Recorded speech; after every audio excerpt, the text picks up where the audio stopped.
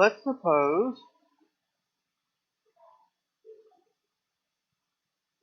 we had a mass M1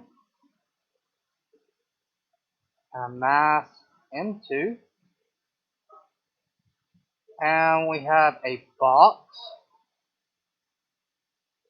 that is, so we have a distance here that I'll call capital R, and let's say that the distance between here and here is 1/5 of R.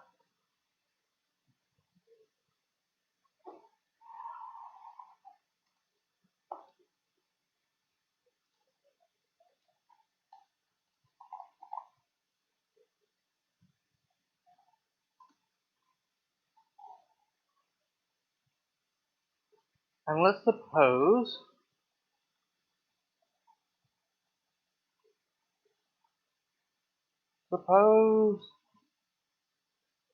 the gravitational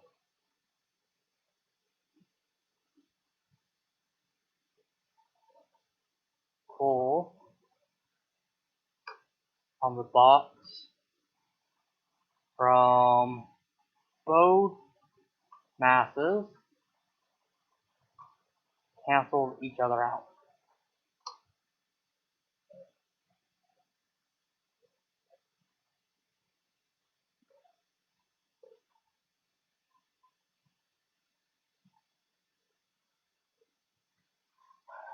So what do we know about this?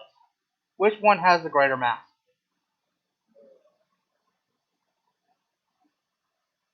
So this is stronger? It is. So this box is farther away from M2 than it is from M1. In order for this force, I'll say that this is going to be, so here is the force F2, and this is the force, I'll say F1. So remember our equation is F is equal to G M, so F1 will be M1 times the mass of the box. I'll let it be capital M. Over this distance, so it would be R divided by pi squared. This is going to be the same magnitude, so because it's since this R is squared, the closer you are, the stronger the force gets. But in order for it to equal the force from this object, so if they were both the same mass, it'd be right in the middle because they're both pulling the same. But since this one has to have a much smaller mass because the object gets a whole lot closer. So from this, we know that M2 is greater than M1 for this to be equal. The question is, what is the mass of M2 in terms of M1?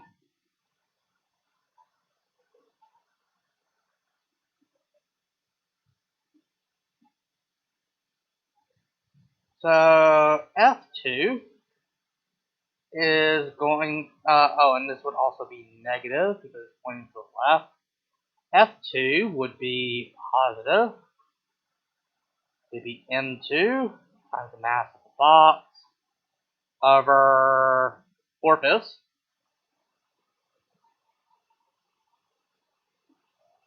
squared. Because if this is R over 5, this distance is going to have to be 4/5 of R.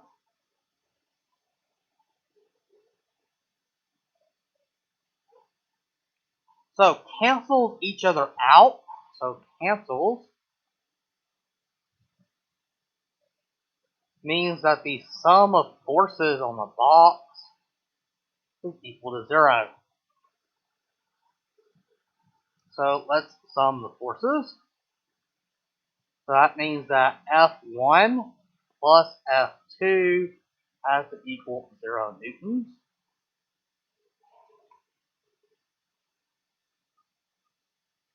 So that'd be negative GM1 all over R over 5 squared plus M2 times the mass of the box over 4/5, and that has to equal 0 newtons.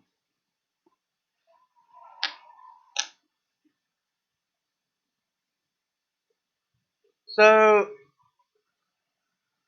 what would be the first step?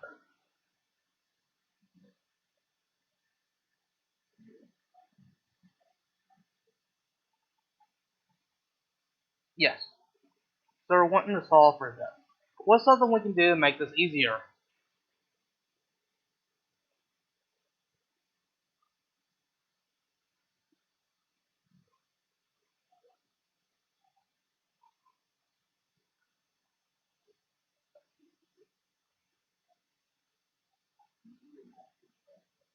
Yes. But when looking at this equation, there should be a very simple trick you should notice at the very beginning.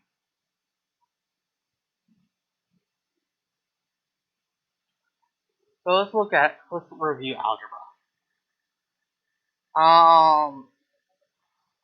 Let's say that we have 5 times x minus 2 equals 0. What is x?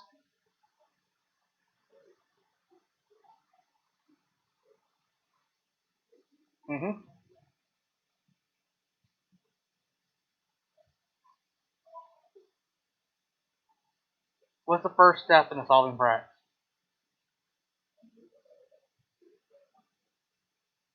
So you could do 5x minus 10 is equal to 0. 5x equals 10. X equals 2. Horrible way of doing it. I think it's correct. Don't get me wrong, but that's a horrible way of doing it. What's an easier way?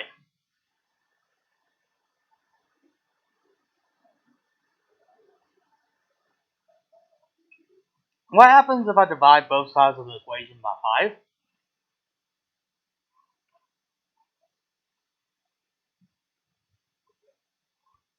What cancels out over here? I get x minus 2. What is 0 divided by 5? Alright, and now I'll flip it around. X equals 2. Whenever you have a 0 on the right-hand side of an equation, the first thing you want to do to simplify equations is look at what I can get rid of. So g is on both terms, so you can divide by g. What else can I divide by? Mass of the box.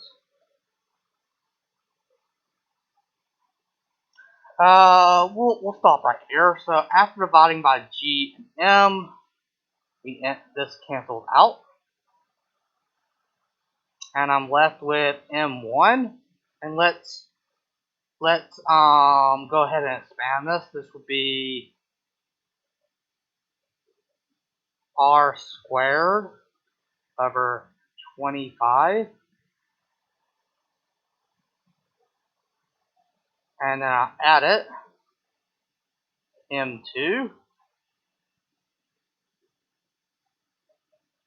4 squared. So remember, whenever you have this 4r5 squared, the square distributes to everything, so that would be 4 squared.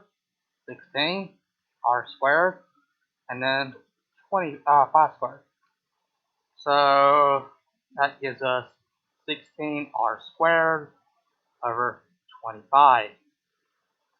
And this is equal to 0. What else can we do?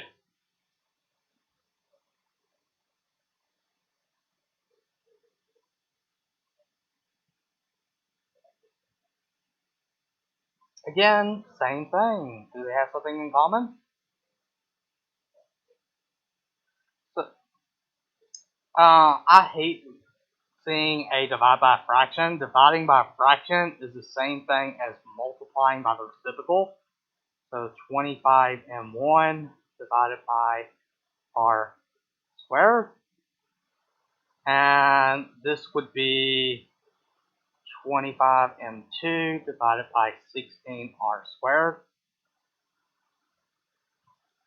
And we can get, so if we see something in common, we can multiply by the reciprocal. So we're going to multiply by r squared over 25, which cancels out the two 25s and cancels out the two r squares, giving us minus m1 plus m2 over 16 equal to 0. Oh, and also it would no longer be newtons, it would be kilograms after you divide by r squared.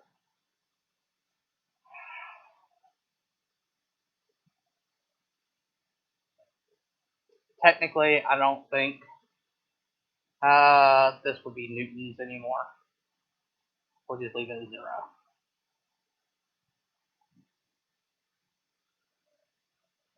Now we can solve for m2.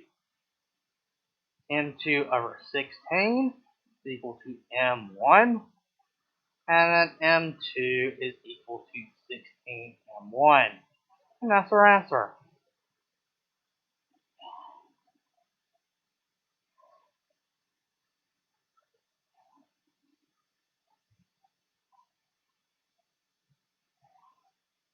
Another trick in algebra.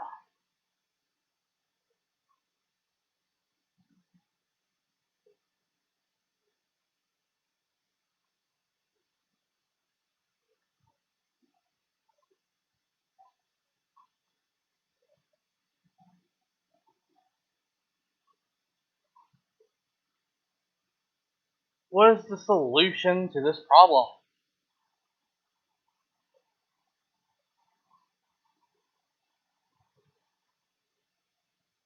You don't know? You can't just look and tell? What would happen if x is 2?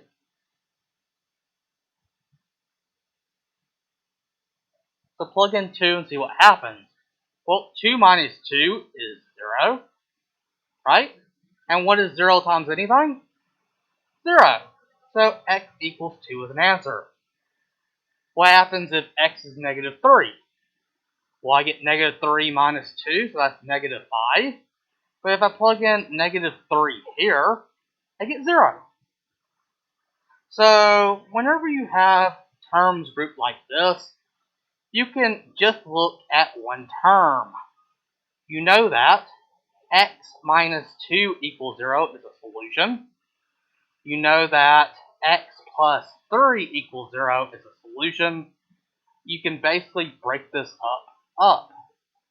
So when you have things multiplied like this, and there's no addition, you can immediately say that x equals 2, x equals negative 3, x equals positive 5, and x minus equals minus 1 or negative 1. These are all valid solutions. Now, if I had added a plus 1 right here, then it would be very complicated. There is a trick still. You can, no, I don't know if there's a trick. I'd have to think about it. But as long as you have everything multiplied, you can just look at each individual term.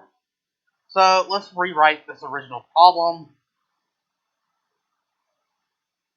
So we had G M1 times mass over R over 5. And we have a plus AG M2 times the mass of the box over 4R over 5 equal to 0.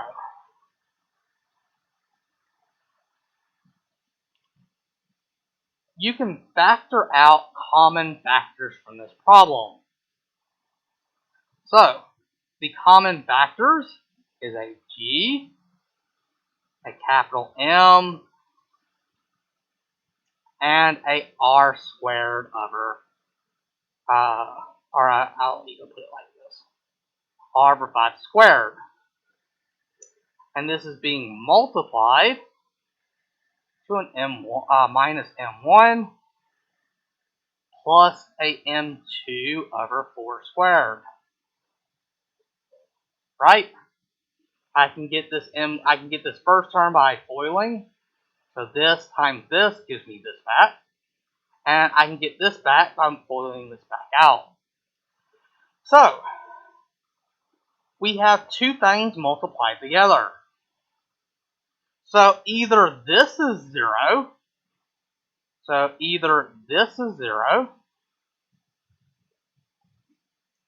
or this is 0.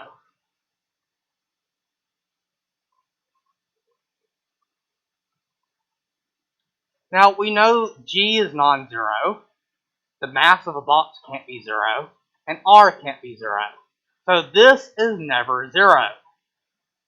That means the only time this equation equals 0 is when this portion equals 0, right? So since this is the only term that can equal 0, then we can ignore what we factored out.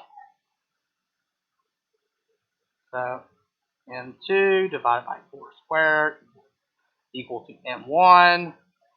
M2 equals 4 squared M1.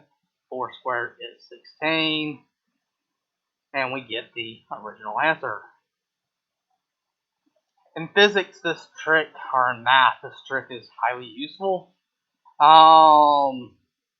If you have everything, if you have no addition on one side, meaning you can factor everything into products, each term can be set to equal to 0 to solve for it. I don't usually factor when it's something like this. I just look at common terms. As long as if they all share a G, we know we can divide by G and get rid of it.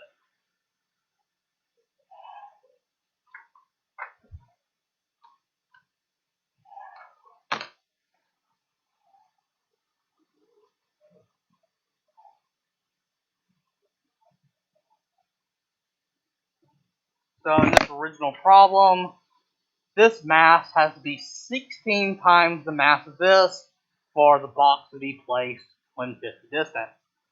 Note also the final answer did not depend on the mass of the box or the distance away from it.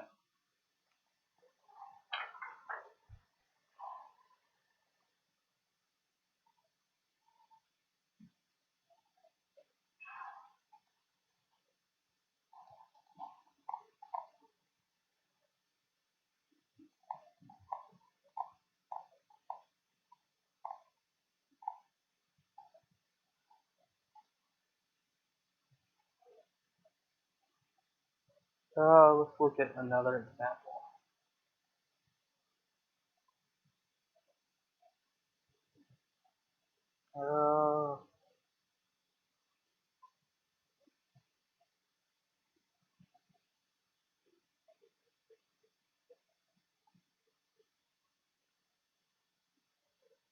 Yeah, I think that's good enough. Um, Think you're ready for the test tomorrow? Or if we have a test tomorrow, you think you'd be ready for it? Alright. So the entire test is mostly going to be just over the PowerPoint. It's going to have very little math on it. I am pretty sure the PowerPoint is on Google Chrome. I'll double check. Let me double check now.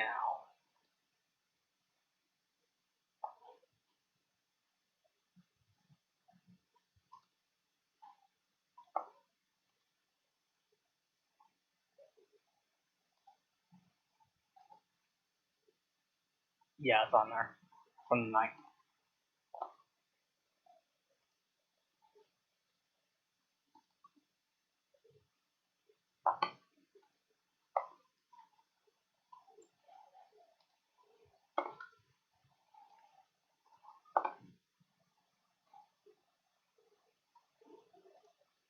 So I think I entirely just used this PowerPoint. So make sure you read back through it. Recall, Newton was not the first person to discover gravity. That's stated wrong. He just discovered it was universal. We say that the Newtonian synthesis was that he discovered that the same set of laws apply both to celestial or heavenly objects as they do as terrestrial or earthly objects. So he combined the heavenly and earthly laws. That was one of the main things he did. Law of universal gravitation. Everything pulls everything else. Every body attracts every other body. Memorize this equation. We need to.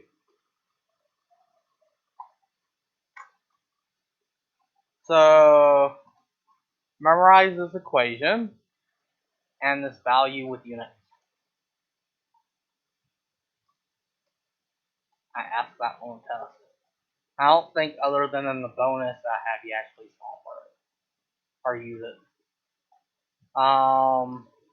So Newton's most celebrated synthesis. Synthesis just means combining something together to make something new. And he combined earthly and heavenly laws together, which brought upon the age of enlightenment. G is just a constant. It relates force to mass and distance, kind of like the circle, or the just like pi relates the circumference to the diameter of a circle. Whenever you have something in the denominator squared, that is known as an inverse square law. So as you get farther and farther away, the property changes by the inverse square. So if you were to double the distance from 1 to 2, the thing you're looking at would go down by a fourth. If you were to double it again, or if you were to go from 1 to 3, then it would go down by a ninth, or 1 over 3 squared. And if you were to go out from 1 to 4, it would go down by 16th, or 1 over 4 squared. If we just double, so looking at from 2 units away to 4 units, that's 1/4 to 1/16. That is still 1/4. 1/4 of 1/4 is 1/16. So the strongest gravitational pull is on Earth's surface. As you were to go inside of Earth, the force actually goes down because the mass above you is pulling you upward at that point. The force of gravity between two objects only depends on the mass and distance. Again, think of this equation. What does this equation depend on? The mass of both objects and the distance between them, nothing else. And I would say remember this technique. If I have an equation such as x equals a times b over c cubed, and I ask you what happens to x if a is doubled and c was doubled. Well, you can imagine each variable in the problem as being boxes. And you can put this term in. So A is doubled, C is doubled, B was left the same, so it's the same thing as being multiplied by 1.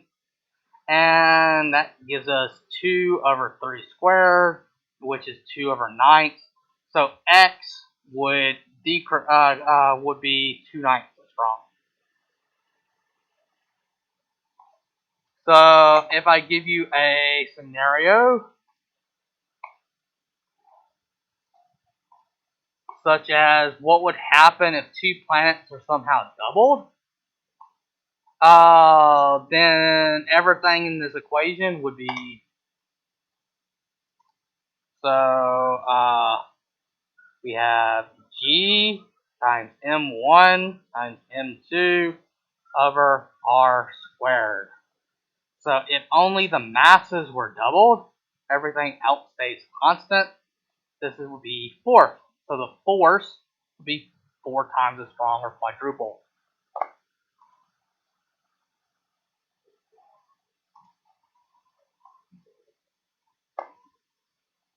So if 2 planets are somehow doubled, the force of gravity between them is doubled. If the mass of 1 planet is doubled, it would be 1 times 2 times 1 over 1 squared. So it would be doubled. Weight is just the gravitational force on an object. You are weightless whenever you're in free fall. So if you have no supporting force to push you upward, you will be considered weightless. So if you're in an object, or if you're in an elevator, moving without any acceleration, then you would experience normal weight. If the elevator is accelerating upward, your weight will feel stronger. If it's accelerating downward, it'll feel stronger. And if it is in free fall, you would have 0 weight. Also, if you're moving upward at constant speed means no acceleration, you also have normal weight. So when an elevator accelerates upward, your force will be greater because the supporting force pressing on you is greater, so you weigh more. If you accelerate downward, it'd be less. But it's only if you accelerate. If it brakes, then you have 0 weight. If you weigh yourself on an elevator, you weigh more only when it accelerates upward, not when it moves upward or downward. If it moves upward, we don't know if it's accelerating upward or just moving at constant speed, so only C applies. Tides. Low tide is whenever the water moves outward, and high tide is when it moves closer to shore. Again, this is wrong. It's due to the squishing effect of the water.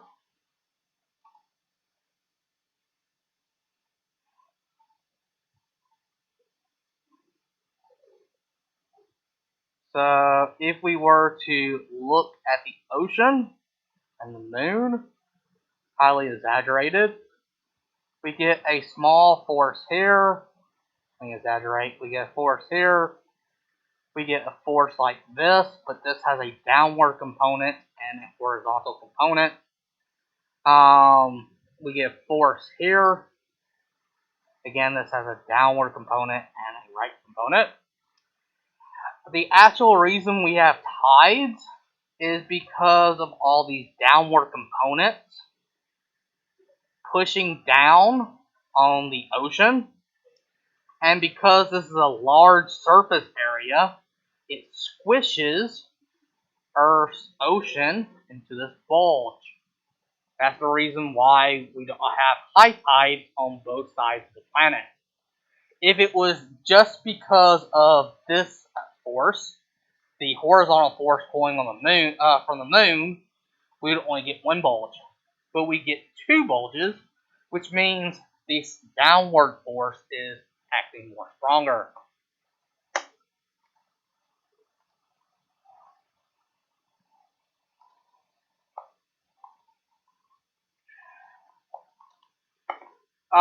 If we have the sun and the moon aligned, it's called a spring tide, and we get more stronger or more pronounced tides. If they are not aligned and perpendicular, we get something known as neap tides, and we get less pronounced tides.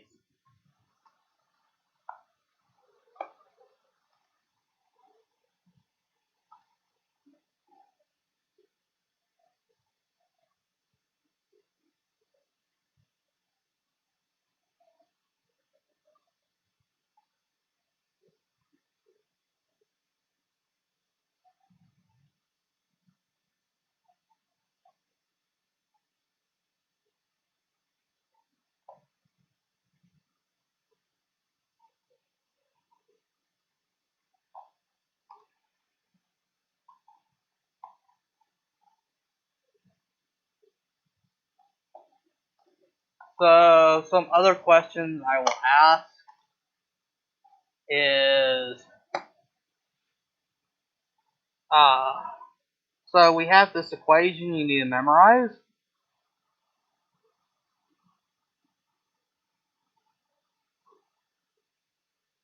And G is equal to, and what's the unit?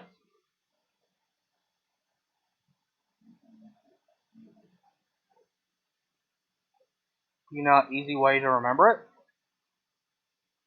So we know that force is in newtons. So this has to have a newton in it to get our newtons. And we need to get rid of the two masses. So how do we get rid of the two masses? So a kilogram times a kilogram is a kilogram squared. So we need to divide by kilogram squared to get rid of this. So that cancels out. And we're being divided by a meter squared. So to cancel out a divide by meter squared, so to really illustrate it, we have a kilogram times a kilogram divided by a meter squared. And this has to equal a newton. So to get that newton, we have to have a newton here. To cancel out the 2 kilograms, we need to divide by 2 kilograms, so 2 kilograms squared. And to cancel out the divide by meter squared, we need to multiply by meter squared.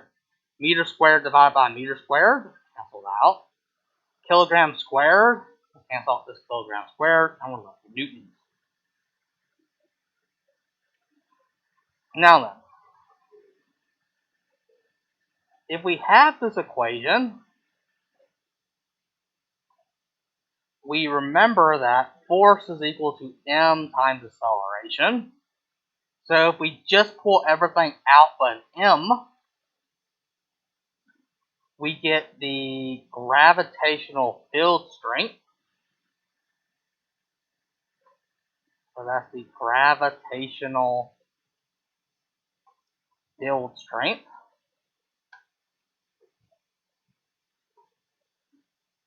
And this is equivalent to acceleration due to gravity.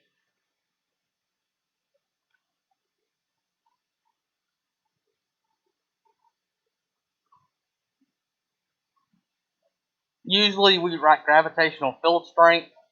So we know G is newtons times meter squared over kilogram squared. We're multiplying it with a kilogram divided by a meter squared.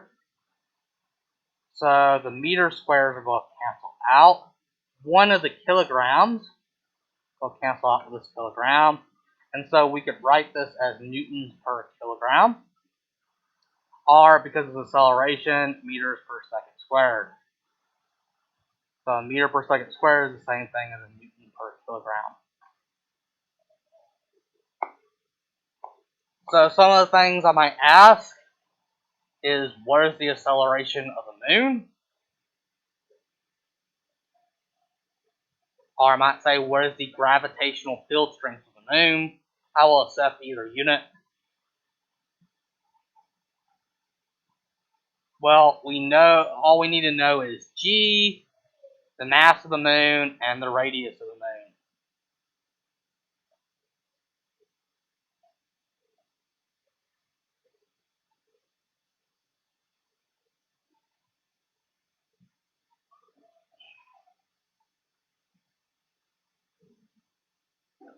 If an object weighs 100 newtons on the surface of Earth, how much would it weigh 2 Earth radii apart? So this is a radius of R. How much would it weigh 2 Earth radius apart?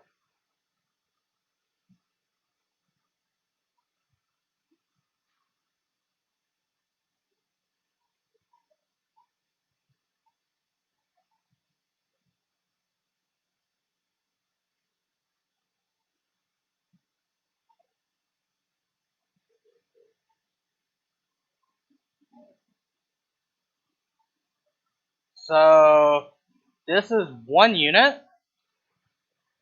This is another unit. This is another. It weighs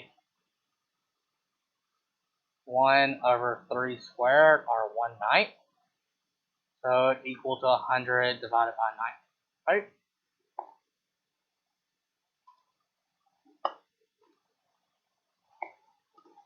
So let's look and confirm.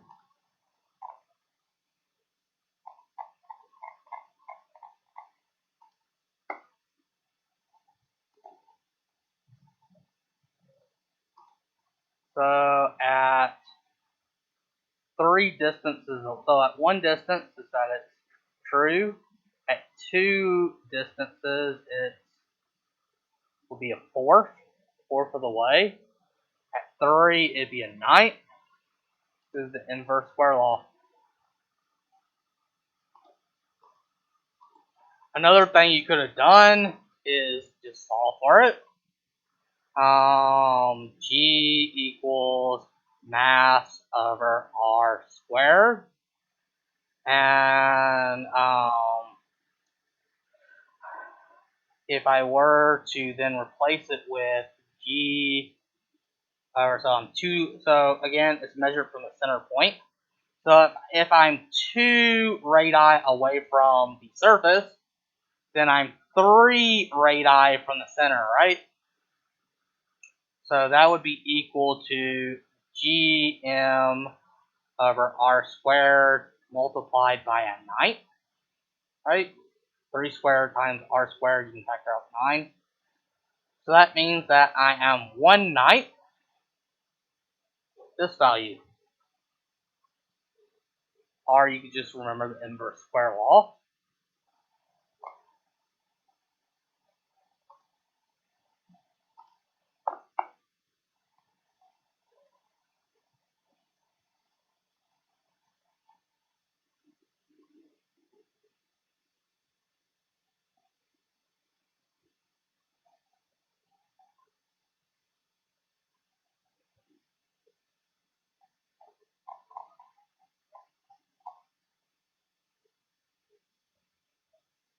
What happens as 2 objects get closer and closer together? What happens to the force?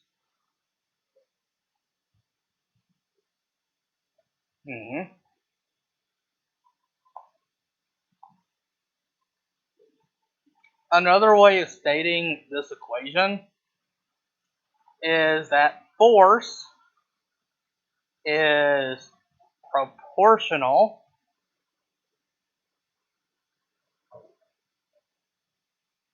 to masses, and inversely proportional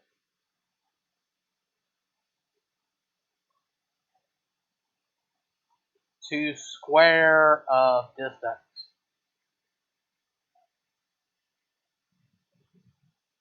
So that means that F is proportional to the product of masses, and inversely means we just flip it to the denominator, to the square of distance.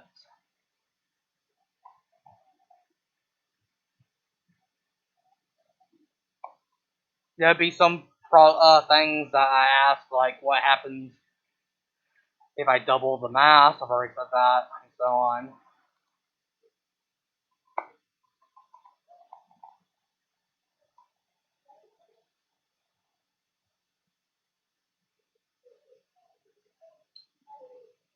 Let's see. I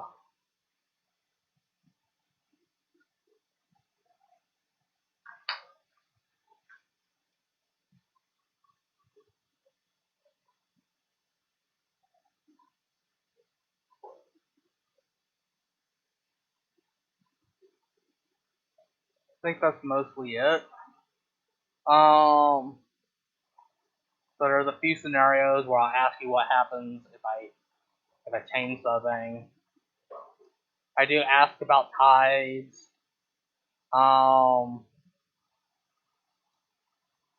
Also remember Earth's gravity is stronger around the surface. And again for physics, we assume no friction, no air resistance, and we also, another assumption we make is Earth is a perfect sphere of uniform density. So unless otherwise stated in physics, we assume everything's perfect. We do not ever account for anything unless it's specifically stated. Have I told you the most common expression? So we assume the cow is a sphere floating. We have a spherical cow floating in space. That's a very common phrase of speech in physics. What was the actual code? Spherical cow in a vacuum.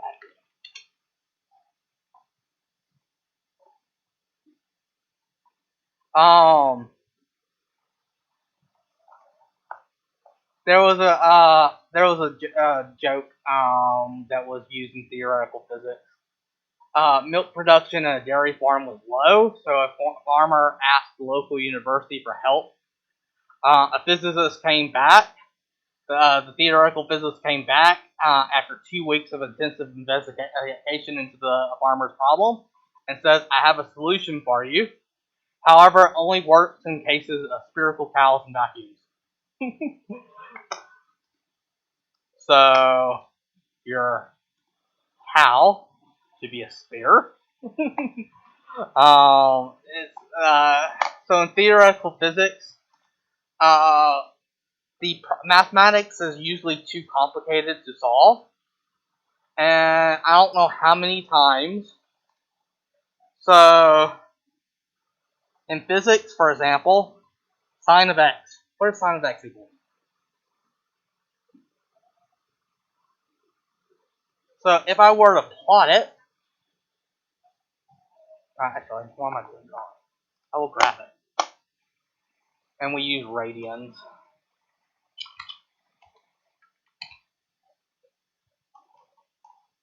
So plot sine of x. So it looks like this. So from 0 to pi.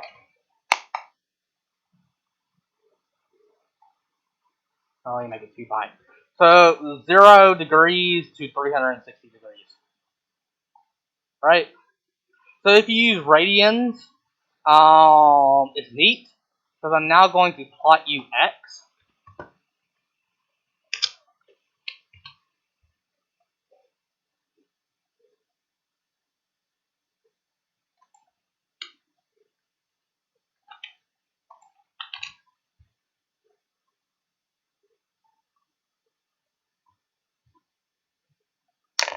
And let me go from x equals this, and y equals -1 to 2.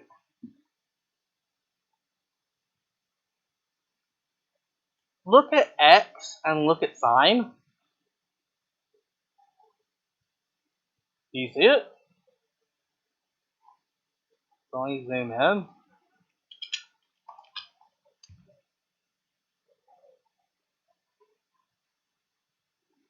So look at x and then look at sine of x when using radians. They're equal, right? I mean, sure, if you get far enough away from 0, they don't equal. But a common thing in physics is just let sine of x be equal to x for small values of x. In physics, we use this quite a bit because it makes calculus easier. It's hard to deal with sine of x, but x is simple. For example, the derivative of sine of x is negative cosine of x.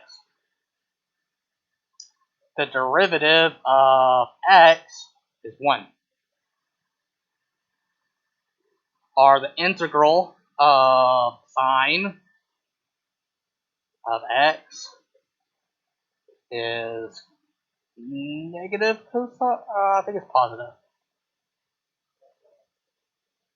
positive. And the integral of x is 1/2 x squared. But still, way easier to work with than trigonometry functions.